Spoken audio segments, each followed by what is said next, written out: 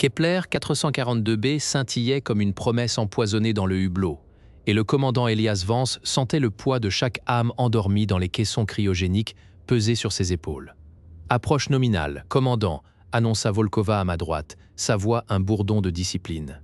Sa joue brûlée luisait à la lueur des écrans. Kovacs, penché sur son analyseur bricolé, marmonnait. Ses doigts tachés pianotaient un rythme nerveux sur le boîtier cabossé. Les motifs éoliens sont erratiques. Ce n'est pas une tempête de poussière standard. Vos capteurs sont endommagés. Maya, objecta le docteur Harris sans lever les yeux de ses relevés géologiques. Sa blouse était poudrée de silice fine. Un phénomène minéral, rien de plus. Leur voix n'était que du bruit de fond. Je fixais le désert de reflets métalliques qui grandissait dans la vue frontale. Mon sacrifice devait signifier quelque chose. J'avais signé pour ça. J'avais laissé derrière moi 2 visages qui s'effaçaient déjà de ma mémoire, remplacés par des schémas de mission et des protocoles. La cicatrice à ma tempe pulsait. Ignorer les anomalies secondaires, ordonnai-je. Procédure d'atterrissage standard. Activer les boucliers cinétiques. Le bourdonnement du désert des murmures traversa la coque. Un son métallique, grinçant. Les indicateurs des BCMF se mirent à vibrer, incapables de se verrouiller sur une fréquence cohérente. Le sable ne frappait pas. Il chantait, et le chant déchirait. « Commandant !» L'intégrité structurelle, le hurlement vint de partout à la fois. La console explosa sous mes mains. Le pont bascula dans une obscurité coupée par le rouge strident des alertes. Je perdis l'équilibre, heurtant le sol dur. Dans la pénombre en clignotement, je vis Volkova se cramponner à son poste, bouche crispée. Harris, projeté contre un rail, les yeux écarquillés d'une incrédulité scientifique brisée. Kovacs, recroquevillé près de son analyseur qui crachait des étincelles. Son regard me transperça. Ce n'était pas de la peur.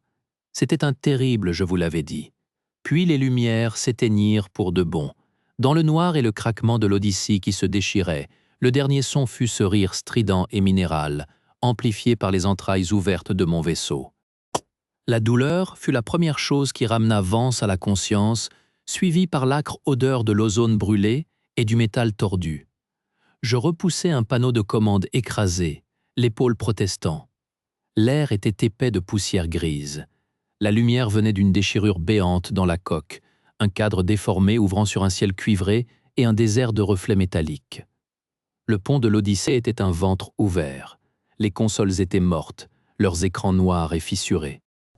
Un gémissement monta à ma droite. Le docteur Harris était coincé sous un conduit arraché. Elle se tenait le flanc, ses mains fines tremblantes contre le métal. Ses yeux cherchaient des points de référence, des données, ne trouvant que le chaos. « Volkova !» Ma voix était un raclement. « Ici !»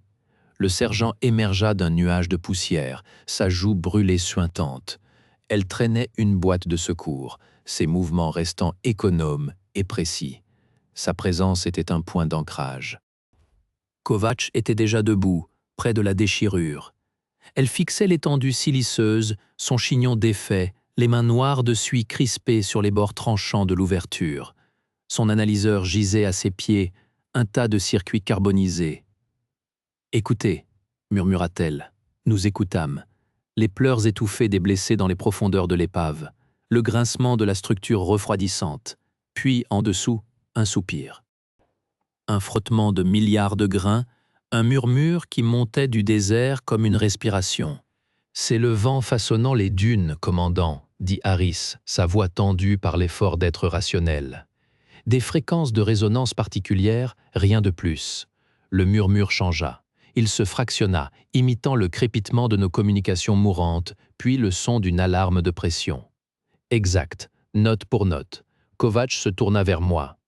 Pas de « je vous l'avais dit » cette fois. Juste une horreur froide et compréhensive. Volkova déverrouilla la sûreté de son pistolet pulseur. Les blessés d'abord, les protocoles de confinement. Je me mis debout, chaque muscle criant. Le poids du commandement m'écrasa de nouveau, plus lourd que les débris. J'avais ignoré les rapports, je les avais amenés ici. Alors que les premiers cris organisés pour les secours s'élevaient, une brise étrange, presque caressante, s'engouffra par la brèche. Elle souleva un voile de poussière grise. Au dehors, Le sable aux reflets métalliques sembla miroiter, onduler. Le chuchotis devint un chant bas et continu, dirigé vers l'épave. Ils n'étaient pas seuls. Le sable les observait. Le sable ne cessait jamais. Il griffait les combinaisons, crépitait sur les tôles tordues de l'Odyssée, un bruit de fond qui devenait une torture. Je surveillais l'horizon, l'œil rivé sur le module de survie SS-03, miraculeusement intact à 300 mètres. « On peut y aller, commandant » grommela Volkova à côté de moi. Elle ajustait un pansement compressif sur sa cuisse. Une équipe rapide. Kovacs, agenouillé près de la brèche, fixait son analyseur mort. C'est un piège. C'est une capsule de sauvetage, rectifia Harris, la voix éteinte. Elle était assise le dos contre une cloison, serrant un scanner fêlé. Ses yeux ne quittaient pas le sable mouvant. Les lois de la physique s'appliquent encore, probablement. Je donnai l'ordre. Volkova et moi avons avancé, combinaison scellée. Les premiers 100 mètres furent silencieux, juste le crissement sous nos bottes. Puis, le murmure du désert changea. Un bourdonnement monta, localisé, devant le module. Le sable s'est soulevé. Pas une tempête. Un mur précis qui s'est érigé entre nous et le SS-03, tourbillonnant sur lui-même. Les grains se sont mis à frapper nos visières avec une cadence régulière, hypnotique. Tac, tac, tac. Repli, j'ai hurlé dans le com. Nous avons reculé. Le mur a avancé. Il a enveloppé le module, le dévorant dans un nuage de silice agressive. En 30 secondes, c'était fini. Quand la colonne s'est dissipée, le SS-03 avait disparu, enseveli sous une dune neuve et parfaitement lisse. De retour à la brèche, le silence était lourd. Harris regardait ses mains vides. Volkova vérifiait son chargeur, la mâchoire serrée. Kovacs s'approcha de moi, son analyseur bricolé émettant un grésillement aigu. « Ce n'était pas une tempête, commandant, c'était une embuscade. Les vents, ils ont changé de direction 7 fois en 30 secondes. Les lois de la physique ici sont une suggestion. » Elle avait raison. Je le voyais dans ses yeux, dans la manière dont ses doigts tachés de graisse tremblaient à peine. La planète avait répondu. Et sa réponse était non. Les écrans de l'analyseur de Kovacs dessinaient des vagues sinueuses, des pics et des creux qui se répétaient avec une régularité mathématique glaçante. « Écoutez » chuchota-t-elle, le doigt tremblant sur la courbe. « Ce motif de base, il revient toutes les 4,7 minutes, comme un battement de cœur, ou un mot. » Je regardais la ligne hypnotique, puis le désert par la brèche. Les lueurs électrostatiques palpitaient en rythme. Un mot de quoi? D'avertissement, de colère, je ne sais pas. Mais ce n'est pas du bruit, commandant. C'est syntaxique.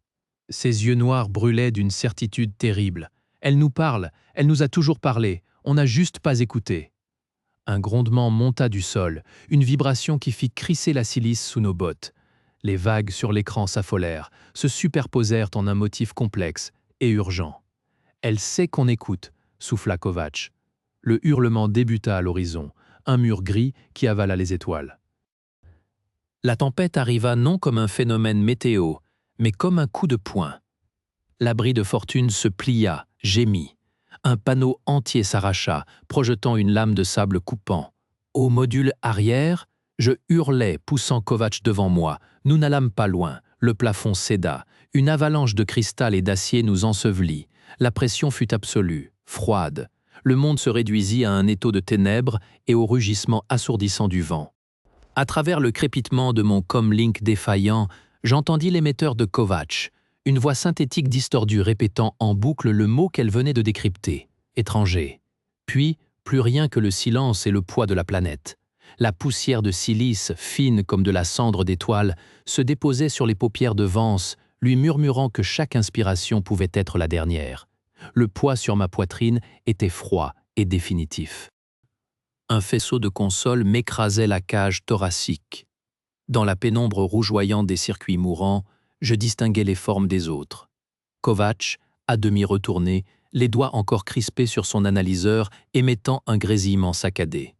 Harris, assise le dos contre une cloison tordue, le regard vide fixant la brèche par où le désert nous regardait. Volkova, un bras coincé sous une poutrelle, tentait de dégainer son pistolet de service de l'autre main, les muscles de son cou tendus à craquer, Le chant était revenu, un bourdonnement bas, omniprésent, qui faisait vibrer les dents. Ce n'était plus une tempête, c'était une pression, l'attente d'un verdict. Étranger. Le mot clignotait sur l'écran fissuré de l'appareil de Kovacs, synchronisé avec chaque pulsation du bourdonnement. Tout mon commandement, mes protocoles, mon sacrifice, réduit à cette poussière. À ce mot, il n'avait jamais été des naufragés.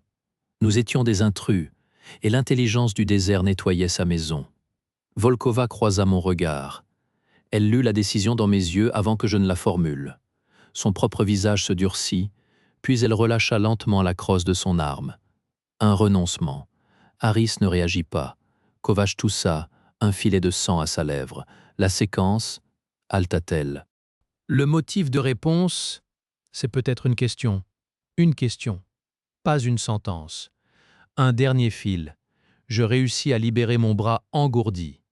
Ma main tremblait en parcourant le clavier tactile endommagé du terminal de communication principal. Ignorer le protocole de premier contact. Ignorer la logique humaine. Parler le langage du vent. Le doigt de Vance plana un instant sur l'interrupteur de l'émetteur, son ancienne vie déjà un souvenir lointain. Puis il pressa la touche et lança dans le gosier du désert le premier mot qui ne fut pas une déclaration de guerre.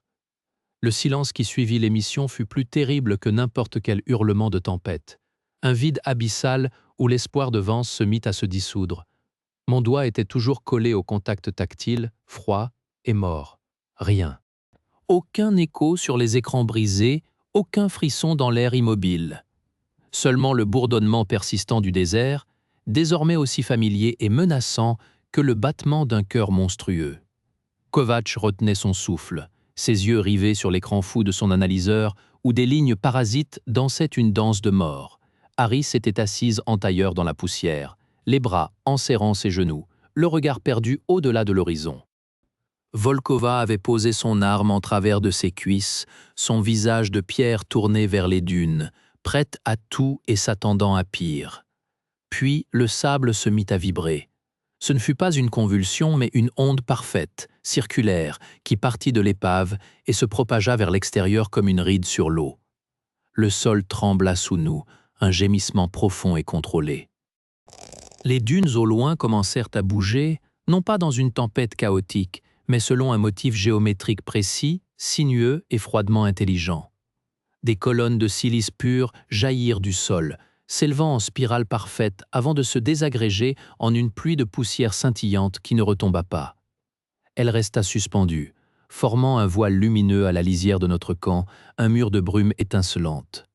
Kovacs exhala d'un coup, son écran saturé de données. C'est une réponse, une démonstration. Regardez la modulation des fréquences. Elle correspond à notre émission, mais en miroir inversé. C'est une confirmation. L'entité ne parlait pas, elle montrait. La brume se densifia, dessinant dans l'air des formes fugaces, l'épave de l'Odyssée réduite à une silhouette squelettique. Puis le désert à perte de vue. Puis un cercle se formait autour de l'épave, un périmètre net. À l'intérieur, les motifs restaient calmes. À l'extérieur, la silice dansait, menaçante et vivante. Le message était d'une clarté glaciale. « Un territoire », murmurai-je. « Elle nous en accorde un », Volkova gronda. « Une cage. »« Un pacte », corrigea Harris, sa voix éraillée mais regagnant un semblant de focus. « Nous restons ici, nous ne nous étendons pas, elle ne nous achève pas. » Elle tourna enfin son regard vers moi, et dans ses yeux, je vis l'ancienne rationaliste accepter une nouvelle loi fondamentale. C'est de la physique symbiotique. Une trêve négociée par des forces égales. La douleur dans ma cage thoracique était une brûlure sourde, mais elle se mêlait à un étrange soulagement. L'échec était total, la colonie était morte. Ma mission, dans son sens premier, était réduite en cendres. Pourtant, dans cette défaite absolue, une nouvelle voie, étroite et périlleuse, s'ouvrait. Survivre, pas en conquérant, mais en locataire, en gardien. Je me redressai avec difficulté, m'appuyant contre la coque tordue. Volkova. Rassemble tout ce qui reste de nourriture et d'eau. Inventorie les caissons de cryo encore fonctionnels. Nous nous fortifions ici. Kovacs, ton analyseur devient notre système d'alerte précoce. Tu décryptes tout ce qu'elle nous envoie. Harris, tu étudies les termes de notre bail, comprends ses limites, ses humeurs. Ils hochèrent la tête, non plus en soldats suivant des ordres, mais en naufragés acceptant les règles d'un nouveau monde. Volkova partit d'un pas martial vers l'épave. Kovacs, le visage soudain illuminé par le défi technique ultime, se remit à tripoter ses câbles. Harris se leva, approcha sa main du voile de silice suspendu, notant la manière dont les particules réagissaient à sa chaleur. Les heures passèrent. Le voile lumineux devint une frontière permanente, une aurore boréale de poussière figée à la lisière de notre petit monde. Le désert au-delà continua son chant, mais les attaques cessèrent. L'entité observait. Elle attendait. Au crépuscule, je me tenais devant la frontière de silice. La douleur avait cédé la place à une fatigue monumentale, et sous cette fatigue, une paix étrange. Je n'avais pas sauvé ma colonie, je n'avais pas honoré mes sacrifices passés, mais j'avais sauvé ceux qui restaient. J'avais trouvé un terrain d'entente avec un dieu de sable. Ce n'était pas la gloire des manuels d'histoire, c'était plus réel, c'était durable. Derrière moi, une lueur s'alluma dans l'épave. Kovacs avait réussi à restaurer un éclairage de secours. Volkova supervisait le déplacement d'un caisson de cryo vers un abri plus sûr. Harris murmurait des notes dans son enregistreur, cartographiant l'inaudible. Je tournais le dos au désert et à son gardien silencieux. Ma mission était réinventée. Non plus Elysium, mais la préservation. Non plus la conquête, mais la compréhension. Le poids qui m'écrasait les épaules depuis le décollage de la Terre se dissipa, laissant place à la responsabilité, pure et simple. Elias Vance, ancien commandant, premier gardien des sables, leva les yeux vers les spirales de silice dansant dans un ciel apaisé, et pour la première fois depuis le crash, il sourit, sachant qu'il était enfin chez lui,